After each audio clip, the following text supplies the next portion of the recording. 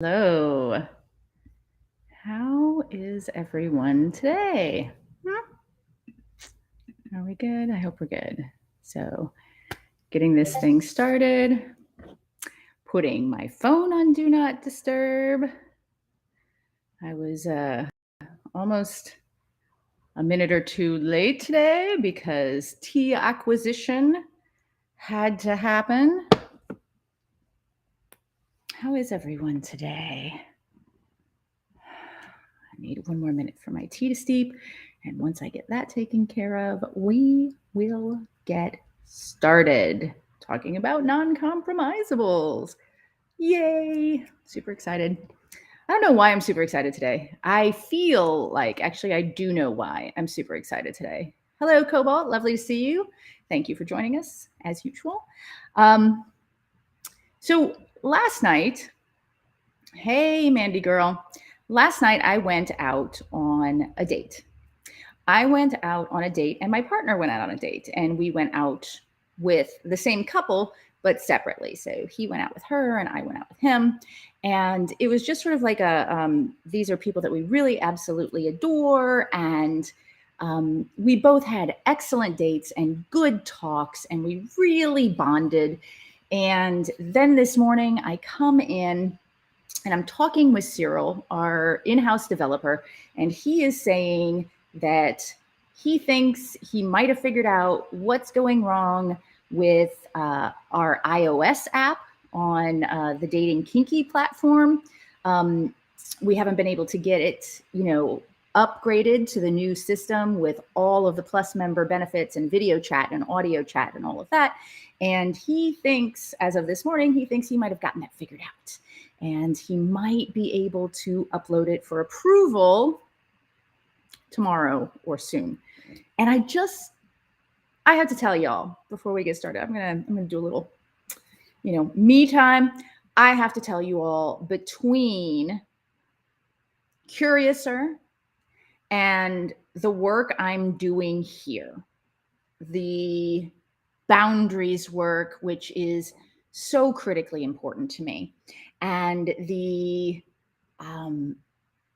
overall work, I'm putting together like this giant sort of the love philosophy of Nookie, sort of like, take over the world type of thing. I don't really mean it like that, but I do kind of, because I feel like if I can take over the world with this, everybody will be so much better off.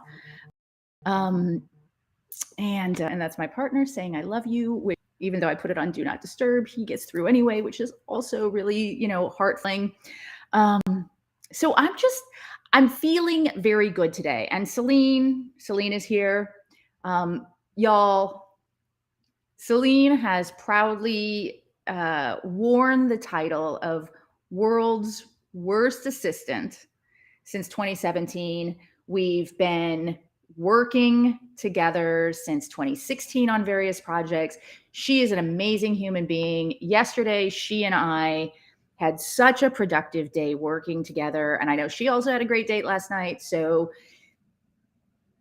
I'm feeling very full today. So thank you all for bearing with me and for letting me get the tea bags out of my tea so it doesn't go bitter. So yeah, that is my off topic for today, because I'm feeling great. I'm feeling fabulous. Okay, so let's get this officially started with what you're actually here for. Hello, for those of you who don't know me. Hi, I'm Heather. Most people call me Nookie. A lot of my friends call me Nookie, et cetera, et cetera, et cetera. As I was just saying, I am feeling so full today, full of love, full of life, full of passion, full of a feeling of purpose and just accomplishment, right? I am an incredibly lucky human being. I write books, I teach classes, I run workshops about love, sex, romance, and of course, kink for people of all genders, relationship statuses, orientations, and more. I have always been curious and adventurous when it comes to sex. And luckily, through my life, I've been able to explore sexuality in many different ways, many different facets, different areas of the world.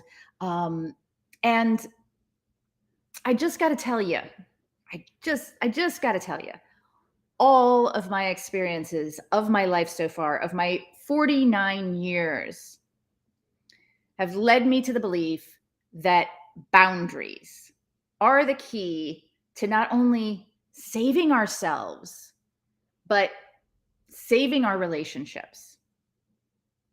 Boundaries are what take us from getting by or merely average to healthy, loving, strong, and fan-fucking-tastic, which is how I'm feeling right now.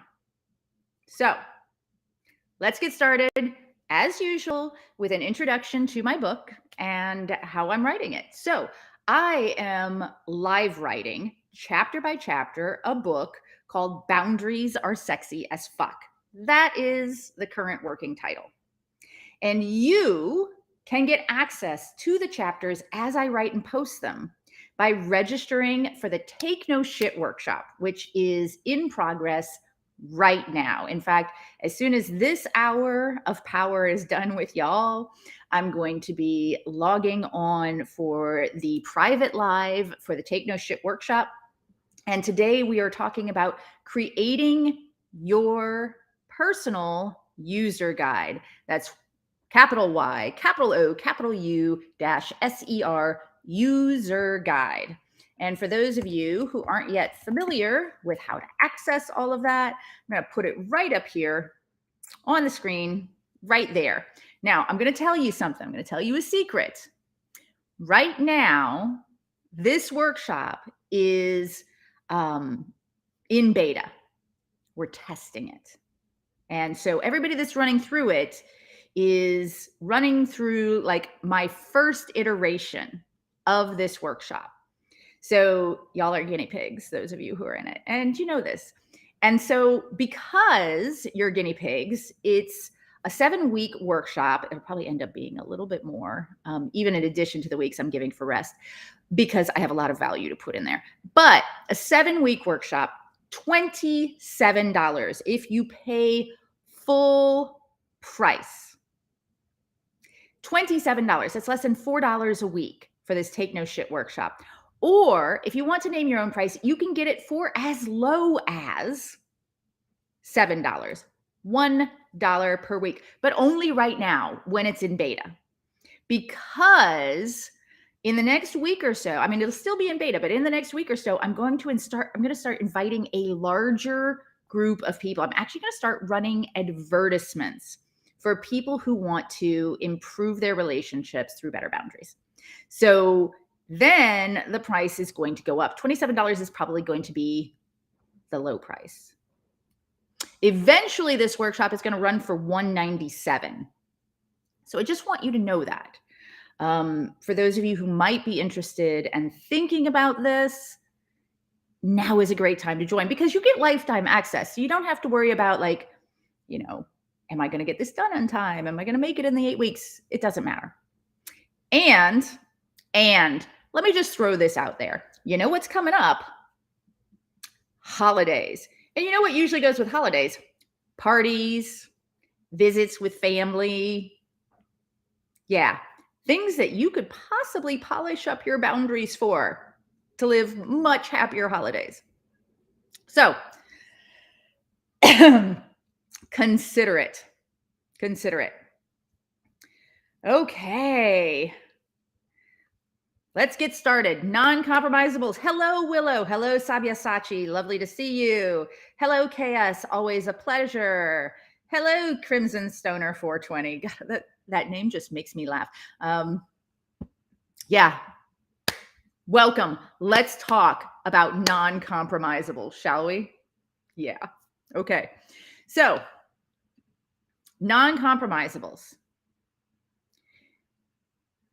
If you're a human, And I'm guessing that you are a human because you're here watching YouTube or Facebook or wherever this is.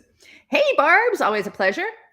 If you're a human, you most likely want a lot of things from relationships. In fact, you and other humans want so much that there are hundreds, thousands, millions of articles and books and workshops written about how we want too much from our relationships, how we put strain on our partners, requiring so freaking much of them. Right? You've seen these, right? You know, like they say, oh, back in the old days, we didn't want so much from our partners. Well, I'm not going to argue that. What I am going to say, though, is in many ways, they're right, whether they actually know they're right or not. Let's think about this, right? Because we put a lot of pressure on people in our lives to be all these things: funny, supportive, loving, good looking, sensitive, considerate, politically active in just the right way, neat and organized, great cooks, communicative, tall or short, thin or curvy or muscly or dad body or whatever it is, right? Happy, financially solvent, mentally stable, perfect, or at least perfect for us. And that's tough, right? I mean, you know this. You've felt the pressure from the people in your life, haven't you? Of course you have.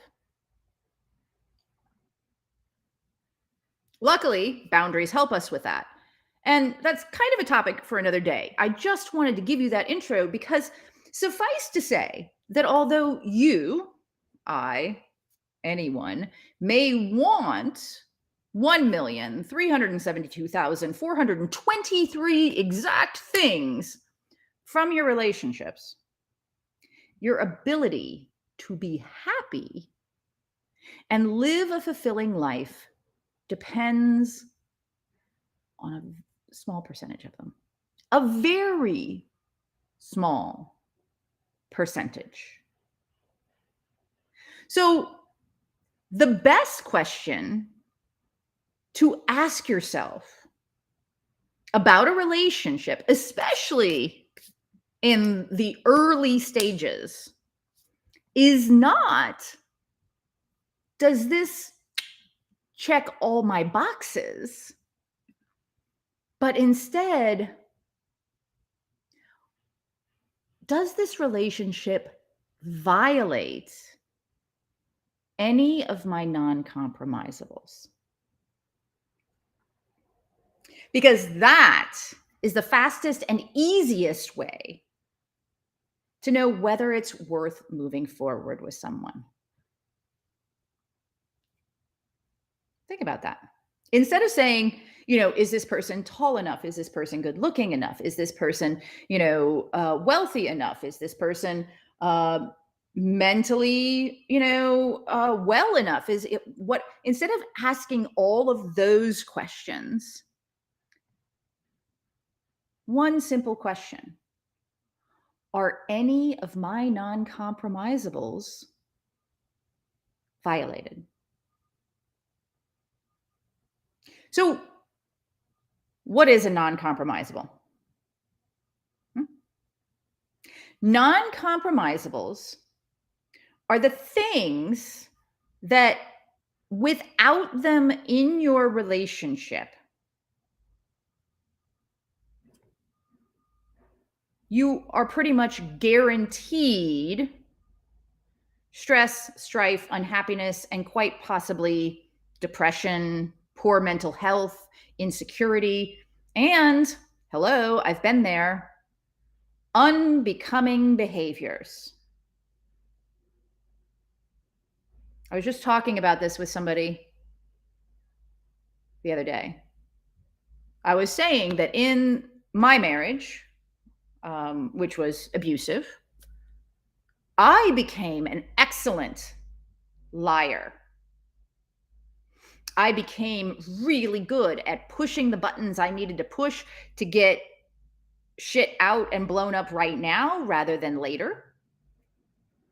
I became passive aggressive, right? If I had known, not sure if you can hear that, but it's really loud. If I had known then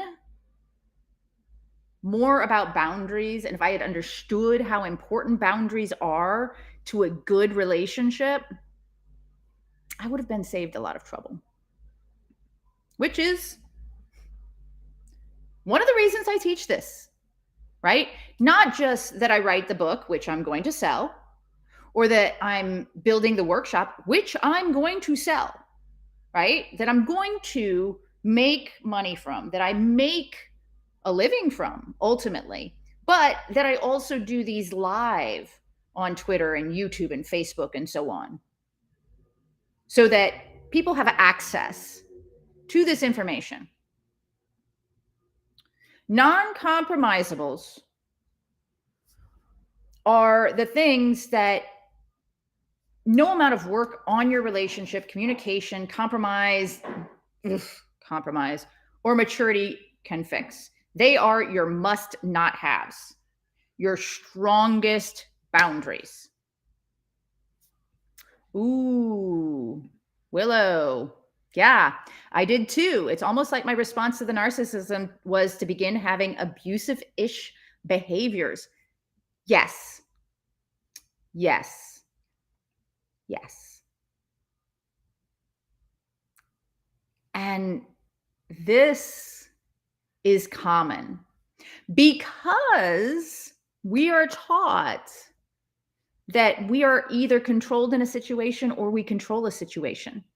And when people abuse us to gain control, we're also taught, what is that saying? Fight fire with fire.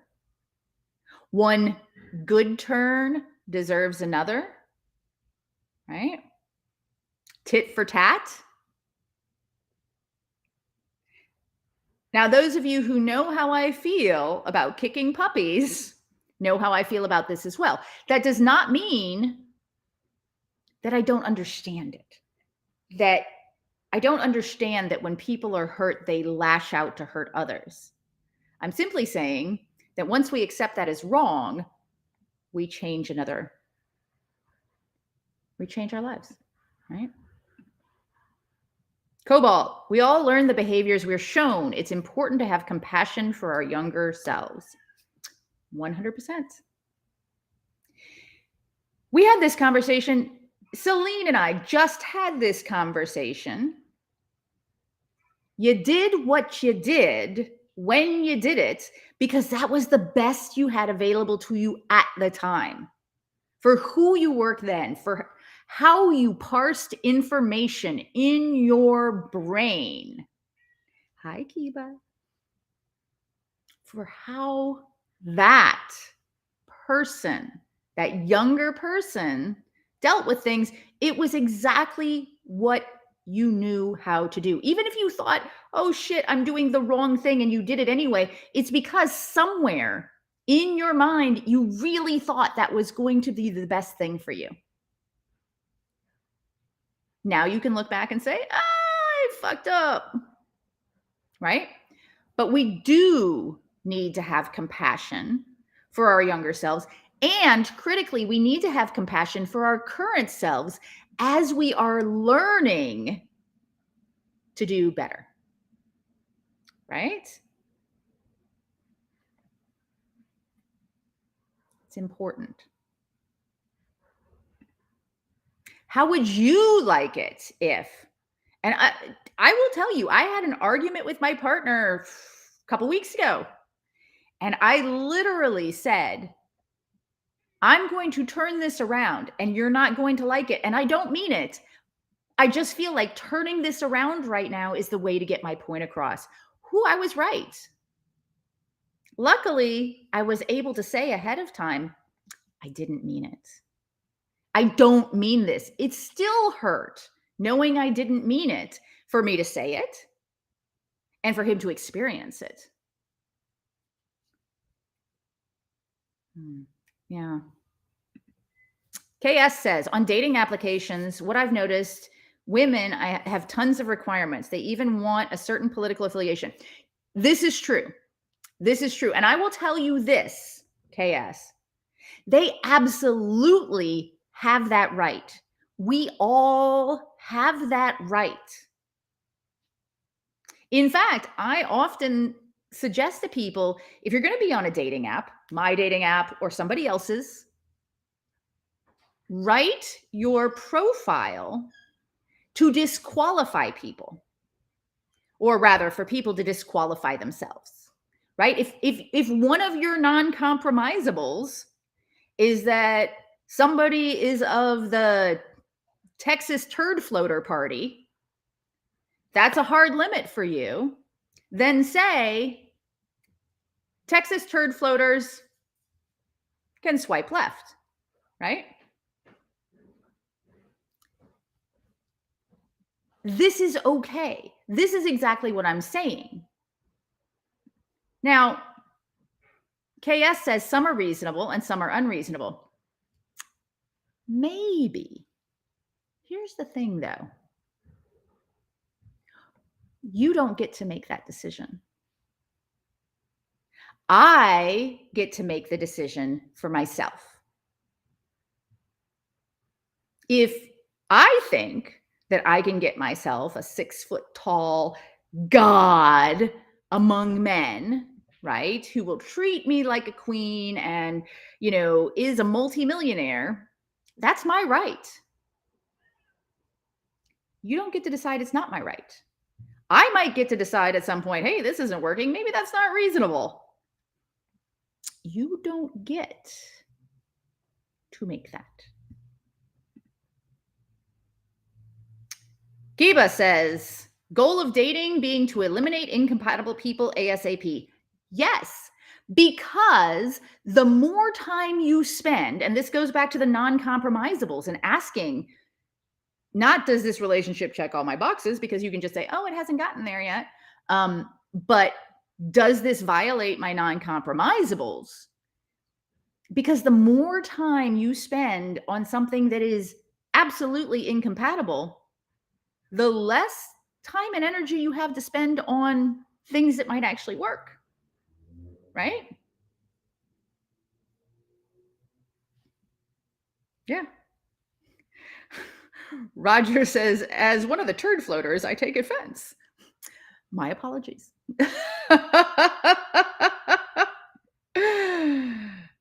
Celine says, even when trying to do better, I made this exact mistake. I kept saying to myself and a partner, oh, we checked this box. Yeah, absolutely. And Mandy Girl says those requirements exist for a reason. Yep, they do. Okay, so let's talk about this. Non-compromisables are your strongest boundaries, right?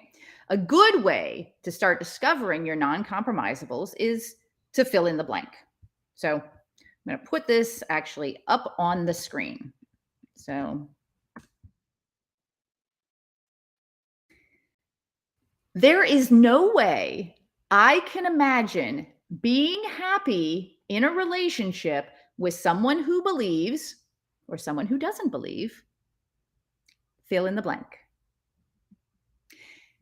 There is no way I can imagine being happy in a relationship with someone who believes that a woman who enjoys sex is a bad person.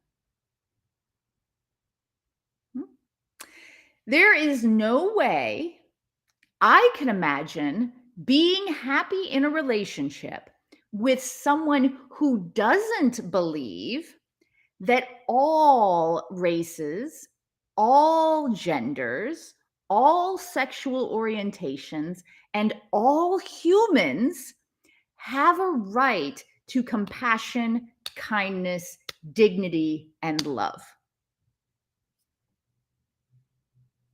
Seems pretty easy, right? And very solid. Willow says, I realize now that I have to have a congruent worldview, values, and ethics. I've kept just trying to make others happy. Ooh, yes. Yes. Absolutely. That's tough. To be fair, don't floating turds mean you're getting enough fiber? So that's actually something I picked up from my partner whose father is in Texas. We visited him last week. And apparently, a Texas turd floater is when it rains hard enough that the cattle turds float up off of the ground and do their thing. And he had just walked in the door as I was talking about that. And for some reason, that popped into my mind. So I made up the Texas turd floater party. This is how my brain works, people. Okay, so noncompromisables. So another example is there is no way I can imagine being happy in a relationship with someone who believes that homosexuality is a sin. That's a deal breaker for me. I mean, not only do I identify as pansexual, but I have dear friends and loved ones who are various shades of gay. And I would never bring someone into my life who thought they were wrong for being who they are. Right? That's me. Now, your first fill in the blank thought is probably very different from mine. And that's okay. That's how it should be. Your non-compromisables should match your life, your needs, and your priorities. Aaron says, there's no way I can imagine being happy in a relationship with someone who doesn't respect my opinion, even if they don't agree. Bam! There you go. There's an intellectual and or emotional boundary right there. Now, here's what I also do, because as I say all the time, boundaries and ethics, two sides of the same coin. There is no way I can imagine being happy in a relationship with someone who doesn't respect, and I'm going to add, and validate my opinion, even if they don't agree. And there is no way I can imagine being happy in a relationship if I don't respect and validate the other person's opinion, even if I don't agree. Like if I disagree with somebody and I feel respectful towards them, I can't imagine being happy in a relationship with them. Why would I be happy in a relationship with somebody I disrespect? Right? So that's important as well for me, being able to turn that around and apply the same standards to myself that I can apply to others. In that case, of course, there are going to be times like if you're in a power exchange dynamic, somebody's a dominant and somebody's a submissive, and the standards are not equal to equal, right? But in that case, they're mirror images. So, yeah. Cobalt, by not admitting my boundaries and limits, I spent too much time being angry at people for crossing limits I had not defined. Earlier today, when I sent out the take no shit workshop, reminder, newsletter, or whatever, the quote that I included was something along the lines of, if you find yourself feeling angry or bitter or resentful, that is the place to look for your boundaries. It's a great tip right there, right?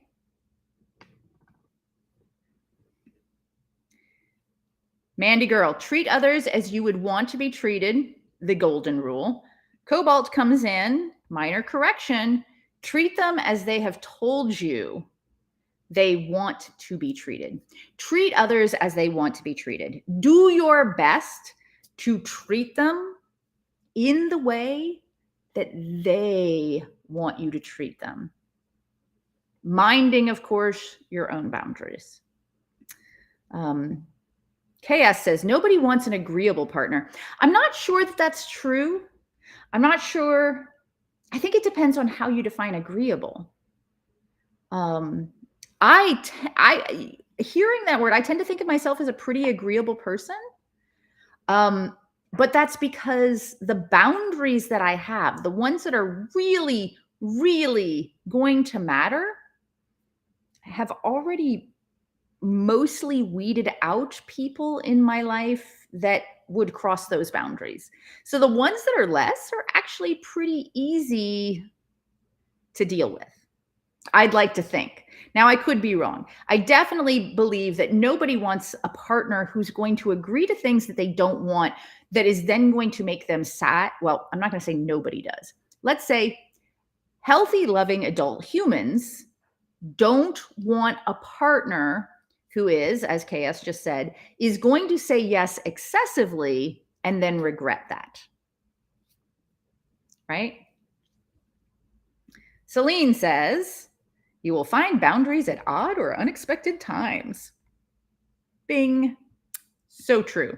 Okay, so let's talk about a few more prompts for non-compromisables. This. There is no way I can imagine being happy in a relationship with someone who treats me or doesn't treat me, fill in the blank. Going back to what Aaron said earlier, there is no way I can imagine being happy in a relationship with someone who treats me disrespectfully. Right? Simple. There is no way I can imagine being happy in a relationship with someone who doesn't treat me like I'm an amazing, valued part of their lives.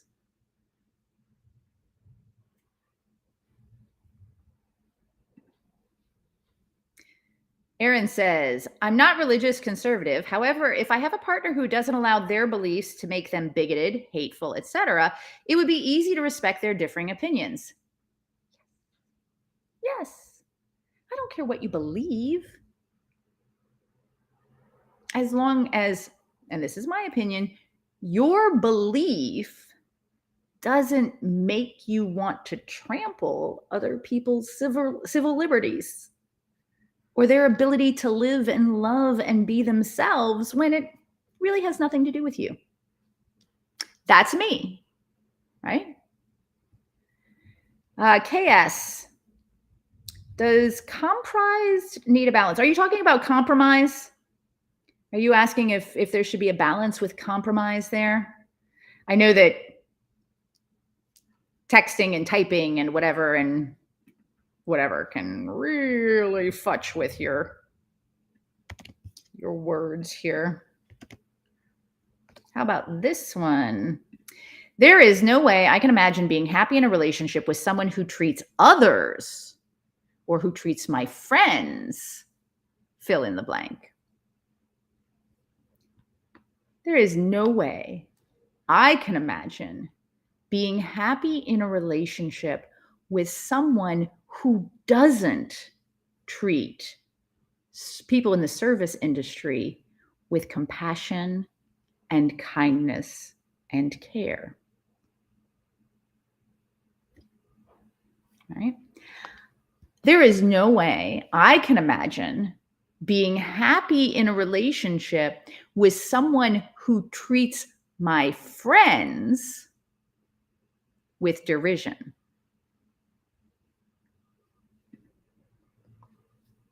Aaron says, there is no way I can imagine being happy in a relationship with someone who treats me like a roommate. Okay, so that is a great example. So with someone who treats you like a roommate, so you're looking for something more passionate, more involved, more maybe sexual, whereas other people think that's exactly what I want. I want that QPP, that queer platonic partner where we are the best roommates ever, right? So this is where non-compromisables are absolutely, positively custom to each and every one of us. Cobalt says, I don't want non-tippers, rudeness to workers, complains about tiny things. Absolutely. Mandy girl, my ex talked trash about all of my friends and family. So, for what it's worth, the reason I thought about that was because my ex-husband also talked trash, not about my family, but definitely about my friends. Always had something to say that sort of cast him in the light of superior to. Ugh. Ugh. I can't even. How about this? Here's another one. Pop this in here.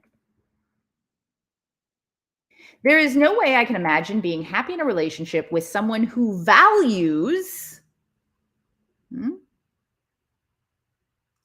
fill in the blank. There's no way I can imagine being happy in a relationship with someone who values a government guided by a single religion. Because I value the complexity and diversity of human belief, right? And even if you value that other thing, I value your right to believe these things.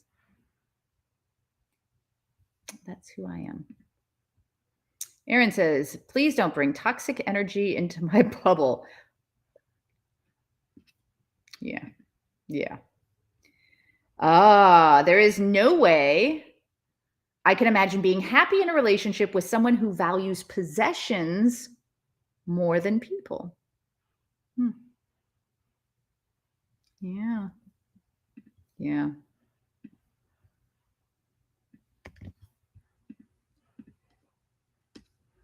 One time a person says, when looking for a partner, look at the people close to them.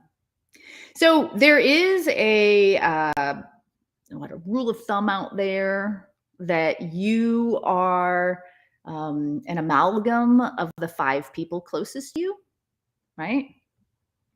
And I'm not quite sure I exactly believe that. I do, however, believe that people tend to draw people towards them that live their ideals.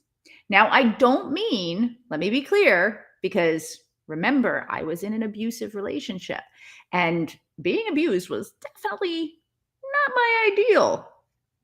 But I drew people into me who represented what I was willing to allow in my life, what I thought my ideal life was. I easily repel people like that now, right? People who look for other people to take advantage of really dislike engaging with me on purpose. Roger says, so many conditions. I can live with almost anything. I'm very good at tuning out what I don't like. Roger, I'm going to tell you, that's not great. That's not great. Because when it comes to a relationship, the last thing you want to have a healthy, loving, amazing, engaged, authentic relationship is to tune out. You want to be present. You want to be present for yourself. You want to be present for your partner. I strongly suggest that you do figure out your non-compromisables and you take them seriously. But that's me. I could be wrong. I am right for me. I could be wrong for you.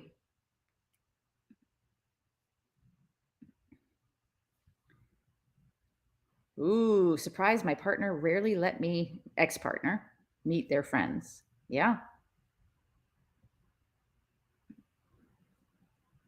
With my bestie, though, we had ups and downs, tried different things, got off track a few times, but now we're both taking TNS and reading BASF and talking about it. Excellent. So for those of you who don't know, TNS, Take No Shit Workshop, BASF, Boundaries Are Sexy as Fuck.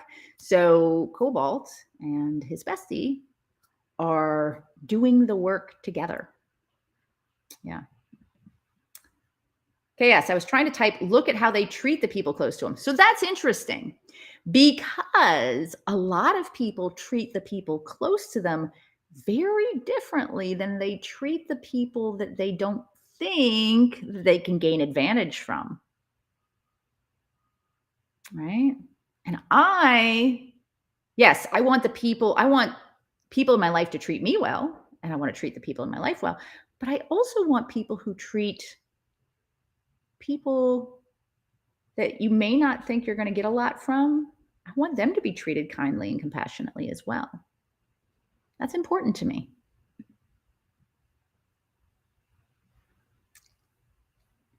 Cobalt says, we were talking about an ex who was accusing me of using a pop song to put him down, which seemed really unreasonable.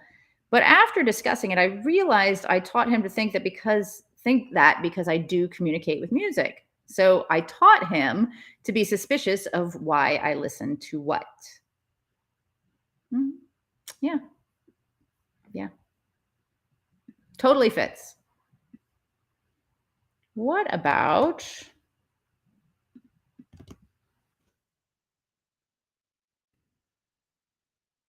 There is no way I can imagine being happy in a relationship with someone who does or doesn't fill in the blank. Bye, Mandy girl. Have a good time in therapy. So how about there is no way I can imagine being happy in a relationship with someone who doesn't respect my personal boundaries. There you go. That's one for you. I am giving you that one, right?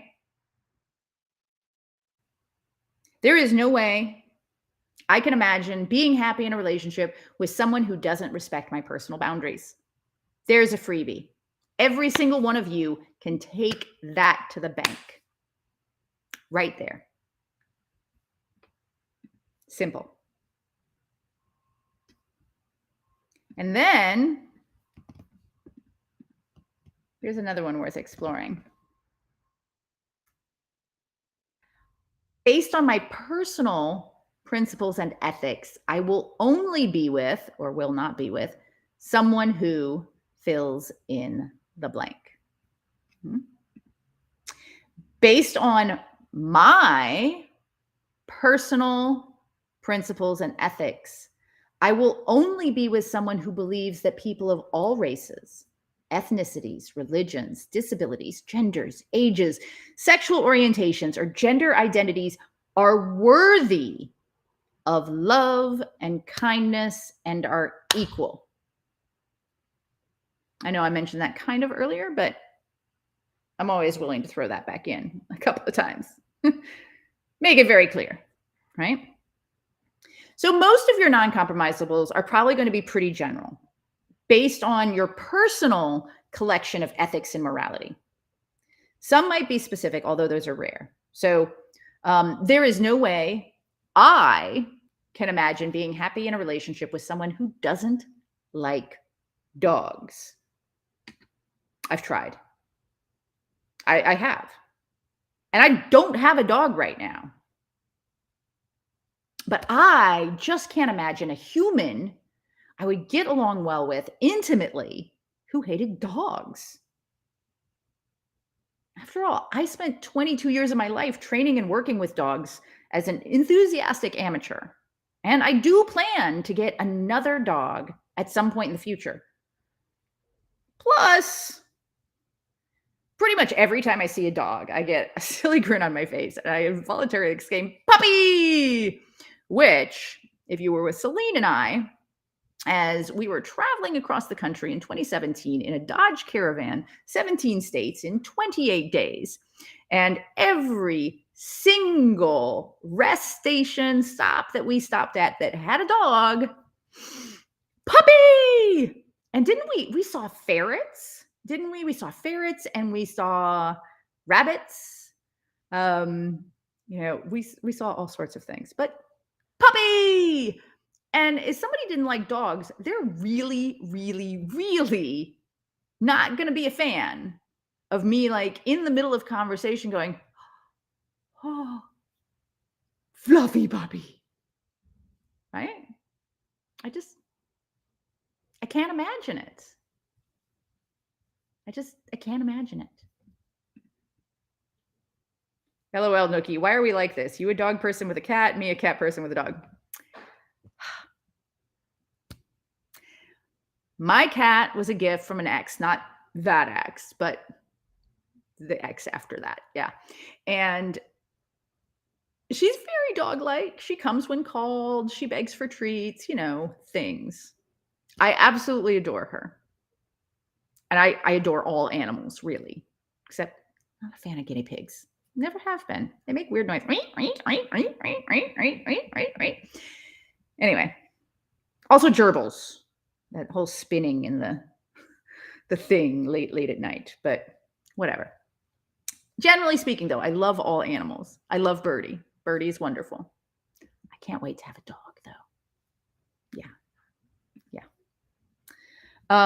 So someone who couldn't appreciate my love of dogs would feel like an itchy wool sweater to me, right? It would be uncomfortable. It's a non-compromisable, a hard boundary for me.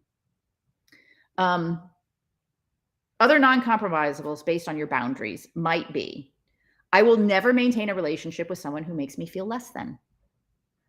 And I'm not saying that they can make you feel a certain way, because we've all talked about how being responsible and taking ownership of your feelings is important. But if when you're around them, you consistently feel less than, that's it. That feels like a clue to me, right? I will never keep someone in my life who cannot communicate with compassion. I do not belong with someone who tries to control me. And so on. Any of those feel good for you? All of them, maybe?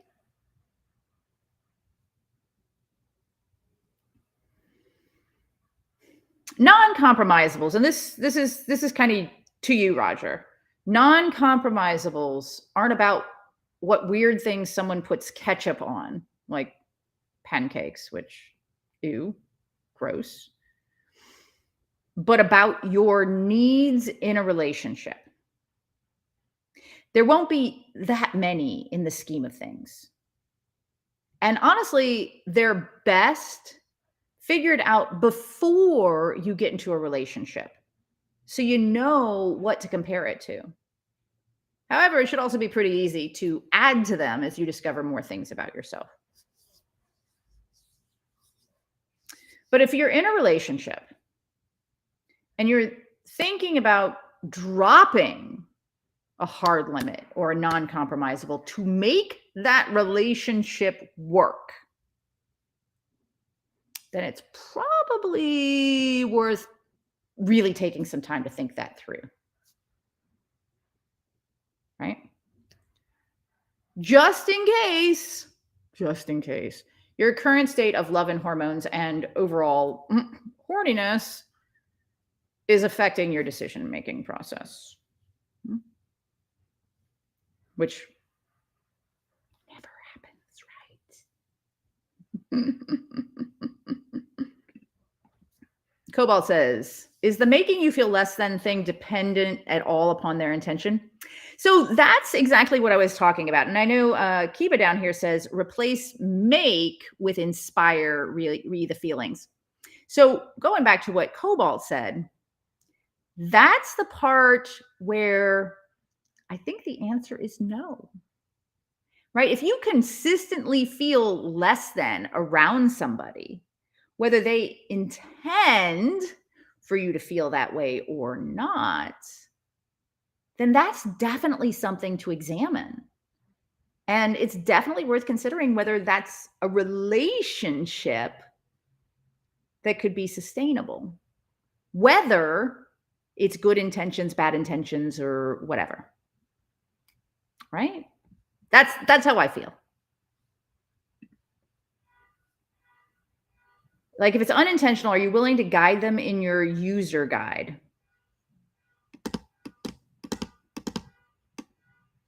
Maybe case by case basis. Bye, Erin. Have a wonderful day. Sabyasachi, my non-compromisable is someone who has traits of being a hypocrite. I think that's absolutely fair. Yeah. Okay, so we've got about 8 minutes left in this before I go do the live session for the Take No Shit workshop for this week. And I would like to tell you about Mary Dangler.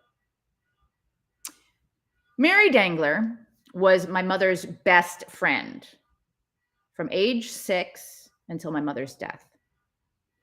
And she taught me about non-compromisables when I was 22 years old. I was married. Actually, I wasn't married. I was about to be married. Oof. It took me over a decade to really get it. And sadly, Mary passed away before I had the opportunity to tell her how much her example meant to me. And that I had left the relationship that she was probably very likely warning me against. I have a list of non-compromisables, hard boundaries, and then I have everything else. Flexible boundaries.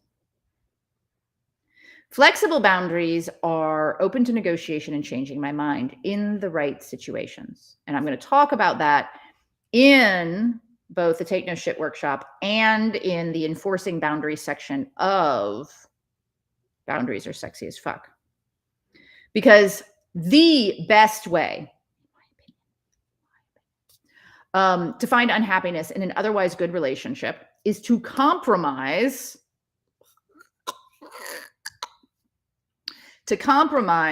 too much or at all, to flex your boundaries or to let them go entirely. So much that you lose yourself, you build resentment, and you don't get enough of what you need to thrive.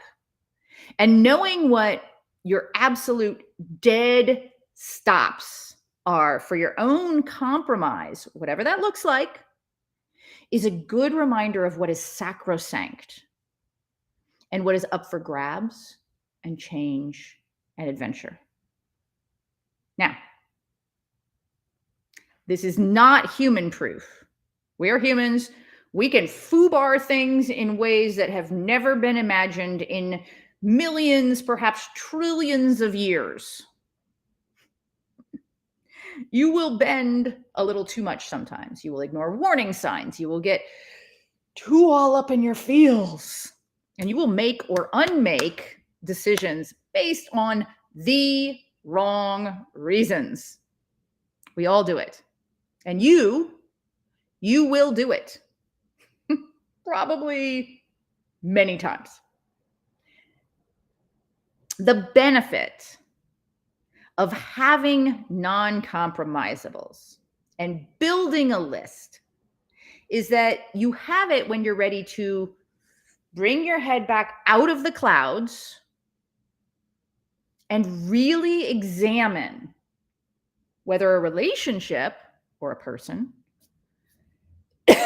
or a relationship with a person is going to be right for you. And that is a great place to start. And that is all that I'm asking.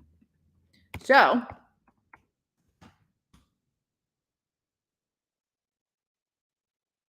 let's see.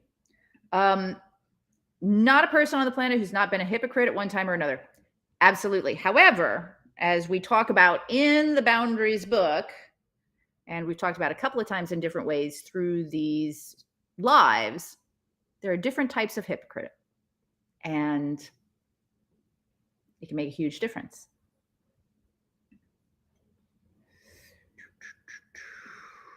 Cobalt says, well, you know what I'm struggling? I like to ask, what would Nookie do? Do we need bracelets? WWND. Kidding. Okay. Cobalt says, hit that like button, y'all. And since we're coming to the end of this, just another reminder that I am working on my next book, Boundaries Are Sexy as Fuck. I am writing it live. I am writing it chapter by chapter, and you can get access to it by joining this link right here, registering for my Take No Shit workshop that is in process right now. I am in 3 minutes due to go talk about creating your user guide for the Take No Shit workshop. And this is based on boundaries, and it is based on who you are and who you want to be. And it is a great tool, resource for yourself to help guide you in decisions you make in your relationships and your life, and also as a great place to start with communication with and for others. So, yeah. Roger, we do not always agree, but I love your perspective. Absolutely, we do not always agree. And that's the thing. I am not going to always agree with anyone. You and I, though, as Aaron said earlier, we are able to disagree and still respect each other. And that matters. That matters a lot. So, let me take a look real quick and let you know what's coming up right before I hop on over to TNS. Next Tuesday, noon Eastern. What is toxic anyway?